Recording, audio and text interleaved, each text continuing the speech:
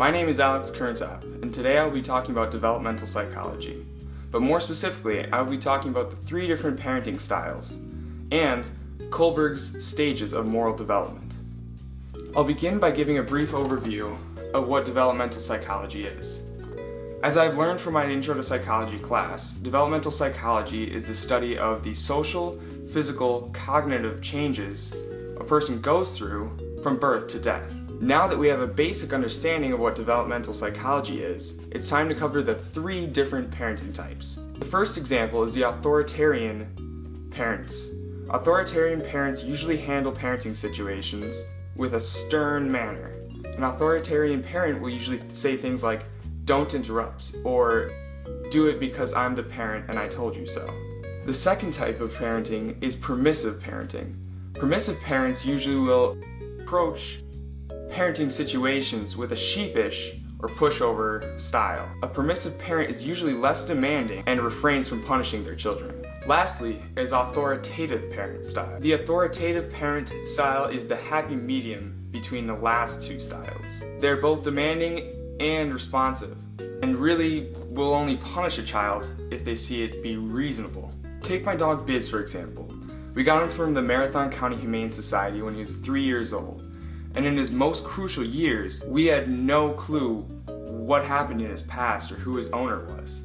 But I have a theory that his previous owner kind of owned him with an authoritarian style. Because sometimes when people try to pet him, he'll bite them. And even though he wants attention, sometimes he'll come up to you, he'll still bite you because he doesn't trust you. And now he has trouble trusting humans. Since adopting the fluffy little meatloaf we call Biz, he has made a lot of improvement, but he's still not perfect, and sometimes he still bites him. My other dog, Bailey, on the other hand, is the polar opposite to Biz. She barks a lot because she wants attention, but she loves people, and she has never bit anybody, ever. We got her when she was only 3 weeks old, so we have been her sole owner since, and we've kind of taken an authoritative parenting style to owning our dog, Bailey. Bailey sometimes is disobedient, but we punish her within reason if she's like walking on the table or like stealing food scraps. But overall, we love her and treat her very well. The next topic of developmental psychology I want to talk about is Lawrence Kohlberg's stages of moral development. Here's an example to best explain each stage. My parents won't let me go out and go skateboarding with my friend, but I sneak out of the house and go skateboarding anyways. My friend ends up breaking his wrist, and I don't want to tell his parents or my parents because then I'll get in trouble. So I'm going to use the different stages to talk about what approach I would take if I was in that stage. If I were in the first stage, avoiding punishment, I would fear that if I would tell my parents or his, I would get in trouble. And the decisions I make morally are based on whether I will be punished or not. So in the first stage, I probably would not tell my parents because I wouldn't want to get in trouble. If I were in the second stage, satisfying needs, I would probably tell my parents or his parents because I would try to be satisfying my own needs of if in the future I was in his position, I'd want him to help me. So I'd be kind of only looking out for myself in that scenario, trying to get personal gain from the situation. If I was in the third stage, winning approval, I might not tell anybody, because if my friend crashes, it might make me look bad socially, because we're gonna look like bad skateboarders.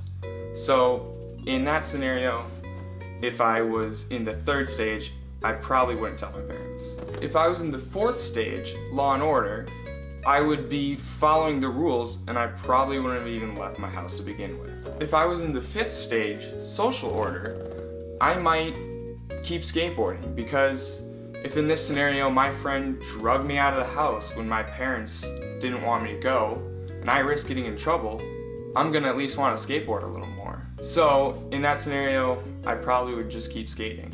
And finally, the sixth stage. If I were in the sixth stage, universal ethics, I would probably A, maybe not even leave the house, or B, in this situation, I would tell my parents or his parents and get him to a hospital because I understand that it's the right thing to do.